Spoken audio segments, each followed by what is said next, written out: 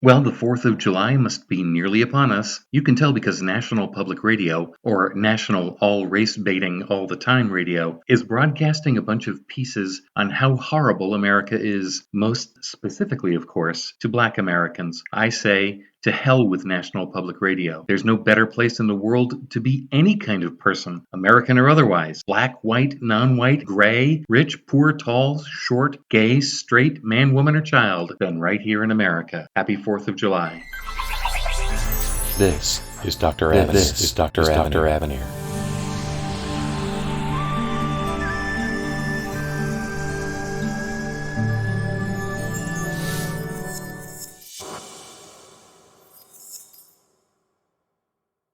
Well, you can tell the 4th of July must be almost here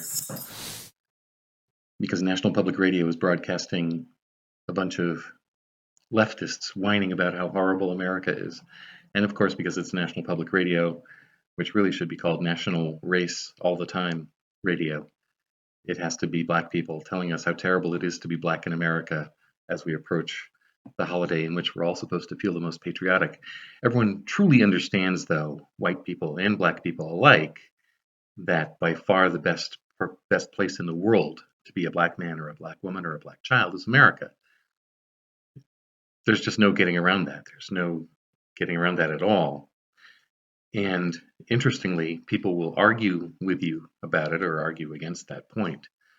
But there is not a mass number of Black Americans or non-white Americans of any kind trying to get out of America. No one is trying to get out of America. There are not streams of people begging to get out of America. And yet there are no obstacles to getting out of America if you truly want to. You can hop a plane any day. And if you have relatives elsewhere or friends elsewhere who will take you in, you can just do that. Just head on over and no one will stop you. They may stop you from getting in. Obviously, if you leave America, you have to have a destination in mind. And if you have a destination, that destination nation needs to let you in, which typically they don't. Unfortunately, they have policies that are more sane than America's currently. But the point of the matter is that you can leave America whenever you want, whenever your heart desires, and you can go wherever they'll take you. And yet, there just are not people struggling to do that. But there are people struggling by the millions, by the tens of millions, the hundreds of millions, and if they had the freedom, by the billions, to struggling to get to America. In fact, probably most people around the world, if asked, you want to live here, where they are now, or in America, would answer that question, I would want to live in America. So, what do we do with all that? July 4th is coming up. Why don't we as Americans kind of just recognize that? I don't care what kind of American you are, hyphenated American, African American, Black American, white American, non-white American, gay American, trans American. Why not just on July 4th recognize the massive amount of freedom that is afforded to you here in America? I mean, think of it. You can be the most flamboyant drag queen transsexual person in the world, and you can just run out onto your city's main square, main plaza, main center of town, wherever that is, and to your heart's content, you can complain about how horrible it is to be who you are in America. Well, there's kind of a contradiction there. It can't be that horrible a place if it's allowing you to complain at the top of your lungs about how horrible it is. It just can't be. This, by the way, has been true all my life. And I saw the 60s. That's the 1960s. And during the 60s, we were being told what fascists were in charge of America. And they are worse than I currently am giving them discredit for, but they weren't fascists. If they had been fascists, and there were people in the streets calling them fascists, well, those fascists in charge of America would have mowed them down. And in the 60s, if you don't count political assassinations, the total number of people killed because of being protesters in America was about 4 on the Kent State campus. And that was it. No more. I mean, there were people who were arrested and injured and things like that, but those injuries were incidental to being arrested, or they were as the result of being arrested and resisting arrest or something like that. The only people actually killed and shot by the government were those 4 students at Kent State University. And we even know their names today. And I used to be able to rattle them off. One was Allison. It's been a while. One was Allison something. There are Allison Krauss. That's the only one I can name just off the top of my head today. But the point is, they were protesting that day when they first went out to protest in Kent State. They were 100% confident that they would come home that night safe and sound and sleep safely in their beds. 4 of those students were incorrect in that assumption, but everyone else was absolutely correct. And the tens of thousands, hundreds of thousands, millions who were in the streets rioting throughout the 60s were all perfectly safe, never worried in the slightest about whether or not they would make it home that night and sleep safely and soundly in their beds that very same night. During the 60s, if you tried to do that in the Soviet Union, they would have mowed you down. In communist China, you'd have disappeared that day, either dead that day or dead shortly thereafter. In North Vietnam during that time, yes, it was called North Vietnam. In North Vietnam, same thing. You'd have been killed that day. Cuba, you'd have been killed that day. Anywhere in Eastern Europe, you'd have been imprisoned that day and then killed later. North Korea, forget it. But here in America, protest to your heart's content. For months, for years, people made careers out of protesting. Bill Ayers today is a university professor, having never been all that inconvenienced for the fact that he used to like to blow up bombs during the 60s. Same with his, I believe it's his wife, Bernadette Dorn. I forgot her name. Bernadette or Bernadine Dorn, anyway. Same thing. 1960s bomb lighter, bomb exploder, and today revered member of the left. Angela Davis, same thing, leftist elder stateswoman, but a bomb throwing, hardcore Marxist, fully admitting she's a communist, adhering to an ideology that at that point had already slaughtered more than 100 million people. That's 10 New Yorks. Communism slaughtered more than 100 million people, and Angela Davis was a proud, and still is a proud adherent to communism. She's a communist.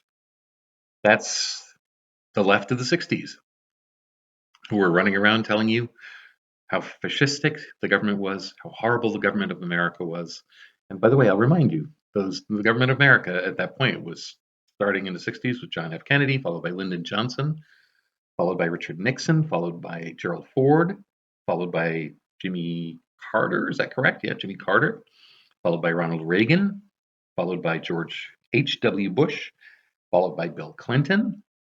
After Bill Clinton, it was, oh, good heavens, George W. Bush, 2 terms. After George W. Bush, it was Barack Obama, 2 terms, and after Barack Obama, it was Donald Trump, and then the laughably inept Joe Biden. That's the government that the leftists of the 60s were calling horribly fascistic, and are even suggesting that it is today. But the point of the matter is they all have the right to call the American government horribly fascistic. You still can't do that in Russia, the successor to the Soviet Union. You still can't do that in China. Remember the Tiananmen Square incident when students got together and said, "Hey, can we liberalize the place a little bit, make China a little bit freer?" And the Chinese government said, "No, no, that won't be happening. You still can't do that in Vietnam. You still can't do that in Cuba. Eastern Europe has been liberated, and yeah, you can riot in the streets of Eastern Europe, but in the West, you always could." The riots of the 60s that happened in America also happened in France, happened in Germany, West Germany that was. They happened in England, uh, to some extent in Canada. They happened throughout the free world, but they did not happen behind the Iron Curtain. They didn't happen in Eastern Europe, which was then enslaved to communism. They didn't happen in the Soviet Union. And today, these days, they also can't really happen much in Africa, where socialism mostly holds sway. But the bottom line is, uh, you could say that kind of thing in America without the slightest problem, and you still can. So that's something to celebrate. That's a freedom that is unbelievable. It's unprecedented. It's not something that has been seen in the history of the world until America, the United States of America, came along. And previous to that, there was no protesting in the streets over anything. Now, yes, there had been the French Revolution, which happened slightly later than the American Revolution. The American Revolution happened in 1776, French Revolution in 1789. But again, that was still the Western world allowing people to go out into the streets. And the French Revolution, by the way, quickly deteriorated into a horrible, horrible thing. But the American Revolution did nothing but establish America, and from that point on has been getting better, freer, and ever more liberated from that moment.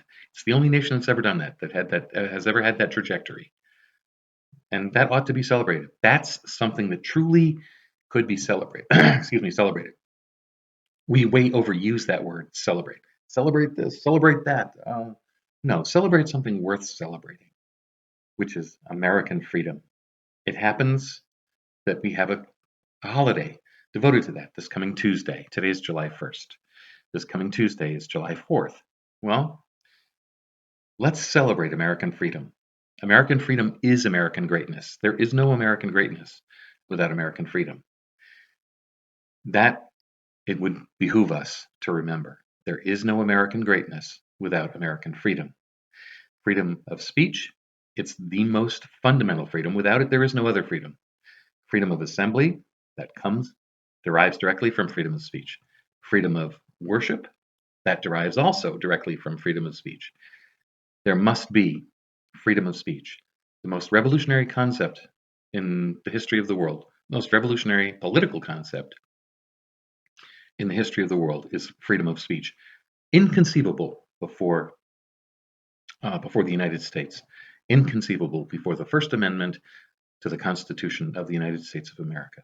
So on July 4th, lift a glass to America. Maybe do a little bit more than that. Go out to a parade, tip your hat, put your hand over your heart when the flag goes by.